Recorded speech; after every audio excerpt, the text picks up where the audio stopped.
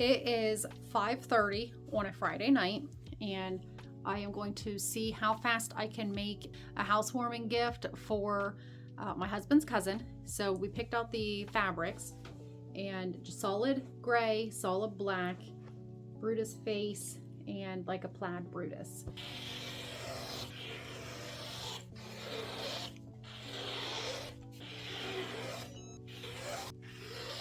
So while I run to town, Noah is going to keep sewing the pieces together. And over here is kind of what they look like.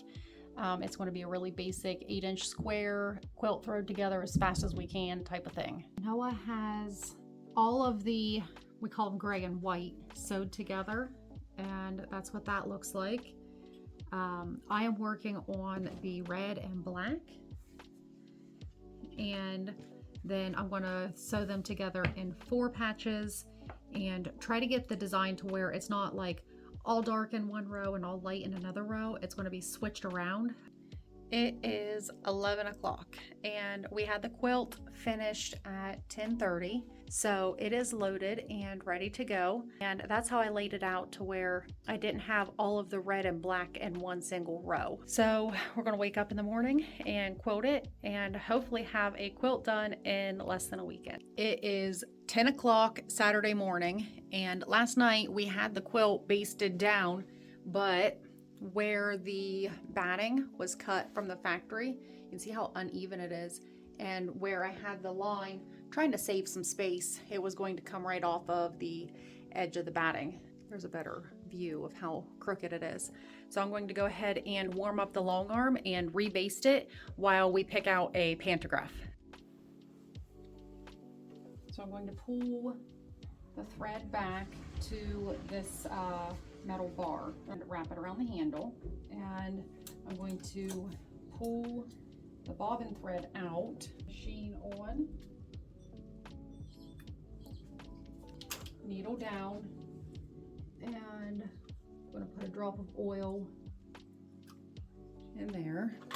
I did clean this out yesterday, so it's not too bad right now. I'm going to go ahead and let it run 25% speed, warm up.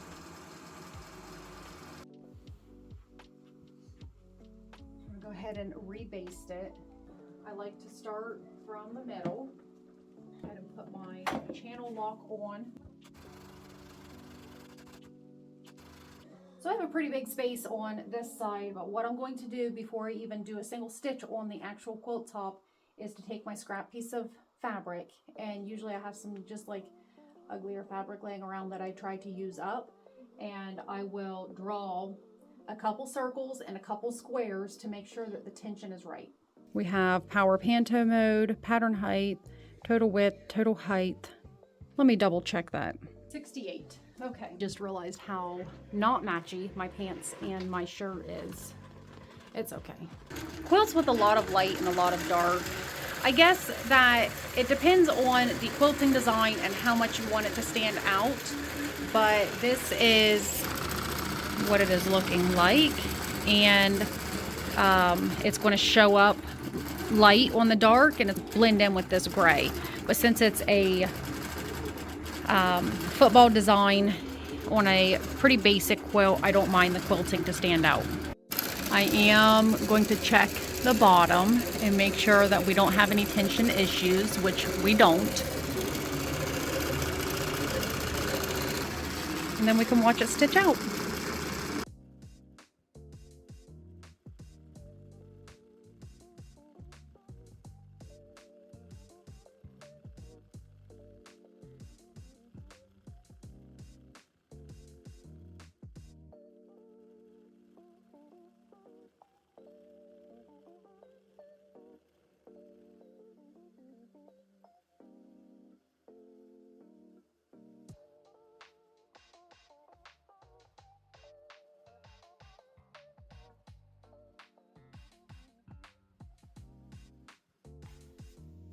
Okay, so there is the quilt. Now we just need to trim it down and put the binding on.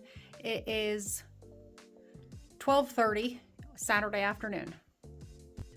So I am about halfway done with the binding. It is 1 o'clock p.m. Saturday, and I've got to stop. We got to go get lunch. My brother-in-law has a really good food truck in town, so that's where we're going to go. And I need to go before the brisket runs out. The binding is completely done, and now all I have to do is throw it in the wash with some color catchers because I know that this red is going to bleed. So it is 2 p.m. on Saturday, so that means that I had this quilt finished in less than 24 hours. So 5.5 hours yesterday, and from 9 until 2, so 10 hours to throw this quilt together. That's a new record for me. So I'd like to know what's the fastest that you put a quilt together from start to finish, and I will post this video after it has been gifted. See you in the next video.